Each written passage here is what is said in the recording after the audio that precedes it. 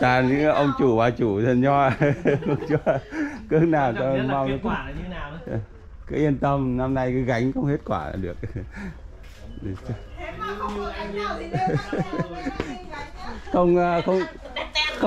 Không được gánh nào, cứ nên anh hái ăn thoải mái. Tiện mình đưa luôn mấy anh em ở miền Trung, chỗ Nghệ Tĩnh. Đây, bạn đi ra thăm vườn của chỗ bạn Quang Trang này. Hôm nay từ hôm cắt cành nay hoa nở. Cái khu này nó vượt ngọn xanh lên này, nhìn bông hoa bạn nhìn này, rất là đã mắt, đã mắt luôn. Đó.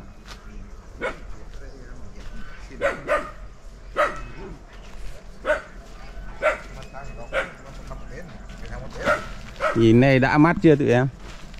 Đã mắt luôn. Đã mắt. Đấy. Nhìn đã. Cái mầm nó chắc khỏe.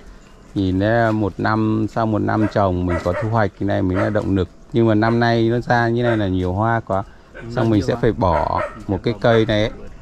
Một cây này nó khoảng 40 chùm. Này chanh nó ra đều rồi. Nó đều. Nếu mà để một cái nó nhiều lắm. Nó còn hơn 40 chùm nữa. Tức là 40 cành. Đây của bạn ấy để là được khoảng tầm 36-38 cành một cây. Thì mục tiêu cái cây này năm nay là chỉ để 20 chùm thôi. Nhưng ở đây mà bây giờ một cái cây này em đếm xem quá nhiều. Nó khoảng 38 cành. Đến 17.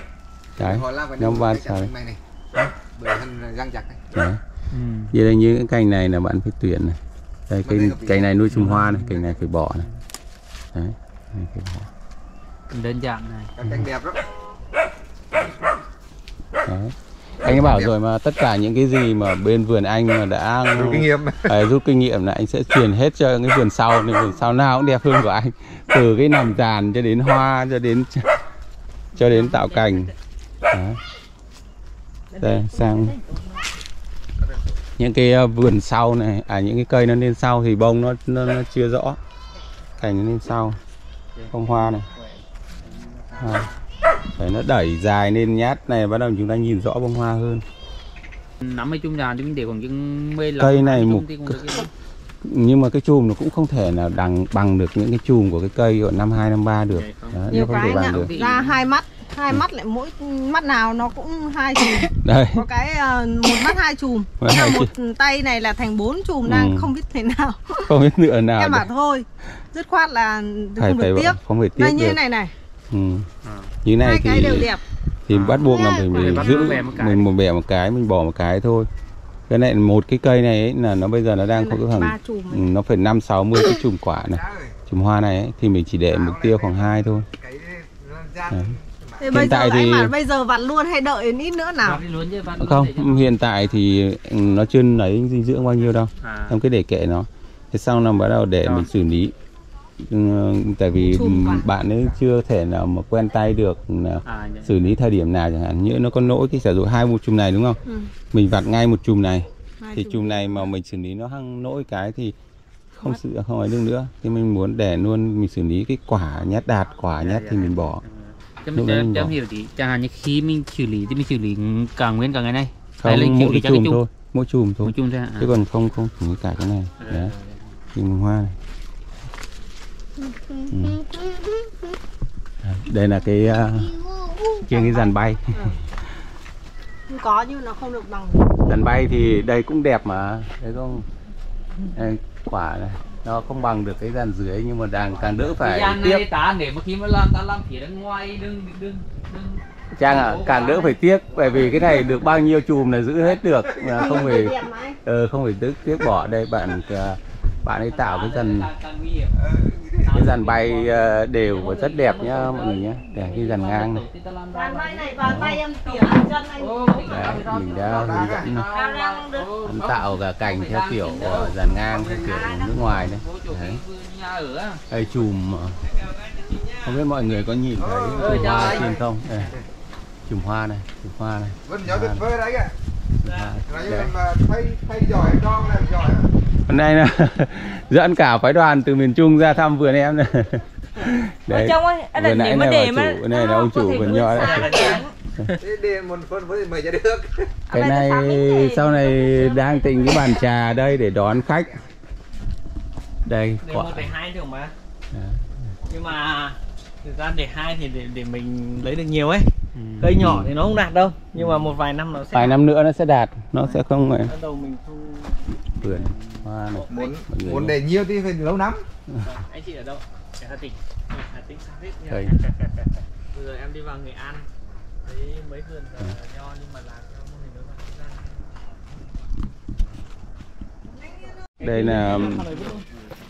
Đây là nho ngón tay của bạn Quang nhé. Đây hoa này, hoa này, hoa này. Nhưng mà mọi người đừng nên trồng cái nho ngón tay đen này làm kinh tế, bởi vì nó khó trồng đấy. Tuy nhiên là bông hoa này, cái áp lực về bệnh của nó rất là nhiều, nên đừng thấy là ở trên mạng người ta nói nhiều về cái cây nho ngón tay đen này, nhìn nó chùm nó rất là đẹp đấy, nhưng mà chúng ta trồng chơi vài cây thì được, nhưng mà trồng cả không làm kinh tế nó rất là khổ luôn đấy.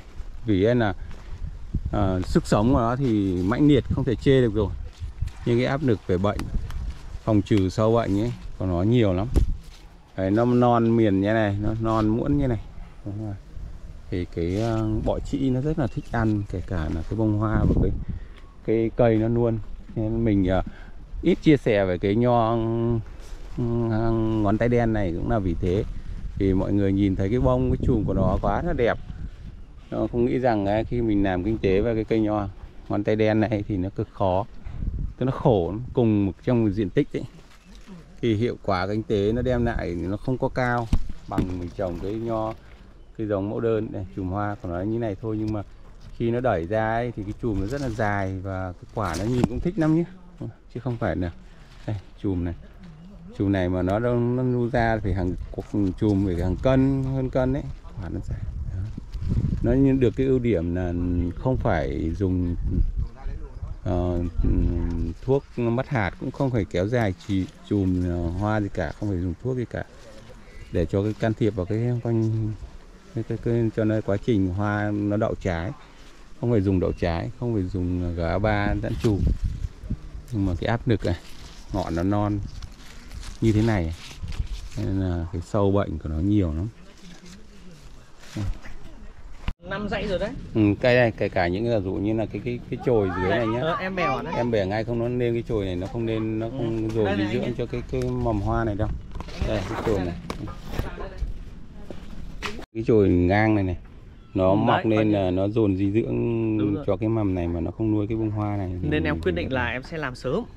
Làm sớm thay vì mình để tầm vài hôm là mất thêm dinh dưỡng. Nó dồn dinh dưỡng cho cái cành đấy. Đấy, cái đấy còn tiếc còn để đấy. Đây nó trên nó đây rồi, để bẻ nó đi. Tại vì một cây này em để khoảng tầm 20 chùm thôi. Chùm đại chứ anh? Cái này xong tuốt hết mà. Muốn sau mình lựa sau anh ạ. Nó chỉ lấy đoạn tí dưới này thôi. Mình lựa sau. Thì cái này cái để cho nó lớn đã, để cho nó đẩy dinh dưỡng về đây. Đây cái dàn bay mình để cao này kém hơn hẳn đây anh ạ. Dàn bay này thì phải cỡ phải 1 năm nữa. 1 năm nữa thì dàn bay này đẹp. Thì mặt đây này đẹp. Như này cũng là đạt. Trên vẫn khối hoa đấy. Dàn bay này nó cao nhưng bao giờ nó cũng phải chậm hơn cái dàn ngang ở dưới một ít. Hoa nó cũng ác chứ anh. Đấy, bông dài to. Cái bông này nó nên dài lắm ấy, đây này. Đấy, bông này anh nhìn mấy cái đầu kia. Cái đầu kia càng nó càng đẩy về đây, nó càng bông nó càng dài mà. Đây này, đó. Đây. Còn đi va đi.